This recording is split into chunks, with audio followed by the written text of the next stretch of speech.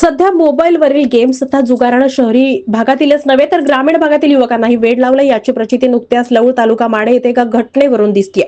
एका तरुणानं 3.5 एकर जमीन विकून आलेल्या मोबदल्यात 78 लाख रुपये ऑनलाईन चक्री गेम मध्ये गमावलेत. त्याने दिलेल्या फिर्यादीवरून तिघांवर कुर्डुवाडी पोलिसात गुन्हा नोंद झालाय. फसवणूक झाल्याच्या घटनेनंतर अनेक महिन्यांनी बालाजी विष्णू खारे वय 27 राहणार लवळ तालुका माडा यानं फिर्याद दिली आहे. नितीन पाटमस, रणजित सुतार, वैभव सुतार राहणार सर्वजण कुर्डुवाडी तालुका माडा यांच्यावर हा गुन्हा झालाय.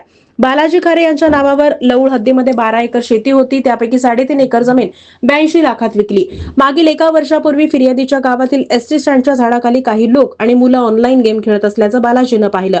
बालाजीची नितीन पाटमस यांच्याशी ओळख झाली. नितीननं बालाजीच्या मोबाईलवर ऑनलाईन चक्री गेमचं ऍप डाउनलोड करून खेळायला प्रवृत्त केलं. काही दिवसांनी बालाजीची रणजित, महादेव सुतार, वैभव सुतार हे ओळखीचे झाले. तिघांनीही चलाकीनं बालाजीची सातत्यानं फसवणूक केली आणि बालाजीचे 78 लाख रुपये ऑनलाईन चक्री गेम मध्ये गमावले. ग्रामीण युवकांची दिशाहीन वाटचाल. ग्रामीण भागातील युवक हे मोबाईल मधील जाळ्यात कमालीचे गुरफटतायत. घरच्या शेतीत कष्ट करण्याच्या ऐवजी झटपट पैसे मिळवण्यासाठी कोणताही मार्ग स्वीकारू लागलेत.